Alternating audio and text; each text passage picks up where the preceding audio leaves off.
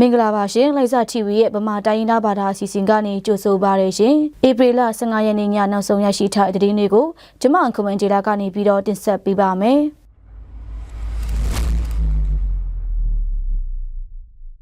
ဘုံမြစင်လီနံဖတ်ကမြို့တွင်ကားတစ်စီးတိမ်မှောက်မှုကြောင့်လူ9ဦးသေဆုံးပြီးအများပြားဒဏ်ရာရရှိခဲ့တယ်လို့သိရပါတယ်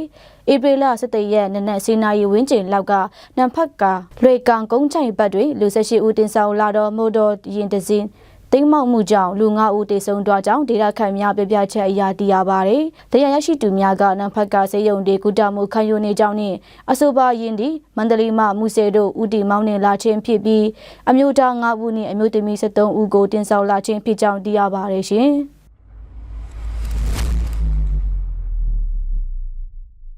လဝနီကမိုင်းမှာနေရာယူထားတဲ့စစ်ကောင်ရှင်တပ်နဲ့ပြည်သူ့စစ်ဂိတ်တွေမှာဒေါ်လာနေတဲ့ဒေတာခန်တွေကိုတင်းကျပ်စွာစစ်ဆေးမေးမြန်းနေကြောင်းသိရပါတယ်။ဒေါ်လာနေတော့ဒေတာခန်တွေရဲ့ကဆိုင်ကယ်တွေကိုစစ်ဆေးရုံတမက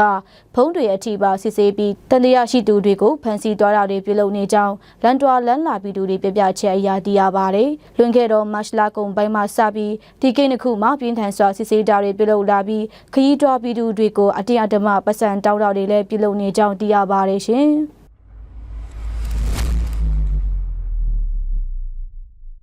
ဖက်ကမြို့မရှိကထောင်ဆူတောင်းတောင်ကိုစစ်တပ်ကဧပြီ23ရက်ညနေပိုင်းတွင်ဂျက်ဖိုက်တာနဲ့နှစ်ကြိမ်ပုံကျဲတိုက်ခိုက်မှုပြုလုပ်သွားကြောင်းသိရပါတယ်။ညနေပိုင်းတနာရီအချိန်မှာတစ်ကြိမ်3နာရီခွဲအချိန်လောက်မှာတစ်ကြိမ်ပုံကျဲတိုက်ခိုက်မှုပြုလုပ်ခဲ့ပြီး KIA ပူးပေါင်းတပ်များနဲ့နှစ်ဖက်အပြတ်လမ်းပစ်ခတ်မှုဖြစ်ပွားနေကြောင်းသိရပါတယ်ရှင်။ဧပြီလ12ရက်နေ့ကဖက်ကမြို့အနီးရှိစစ်ကောင်စီကာကင်းစခန်း3ခုကို KIA ပူးပေါင်းတပ်များတိုက်ခိုက်တင်ပိုက်ပြီးနောက်စစ်တပ်နဲ့ KIA ပူးပေါင်းတပ်များနေတိုင်းဆိုသလိုတိုက်ပွဲဖြစ်ပွားနေကြောင်းသိရပါတယ်ရှင်။နားဆင်ခဲ့ကြတော့မိဘပြည်သူများအားလုံးကိုစိတ်နှပြရှင်လန်းချမ်းမြေ့ကြပါစေရှင်။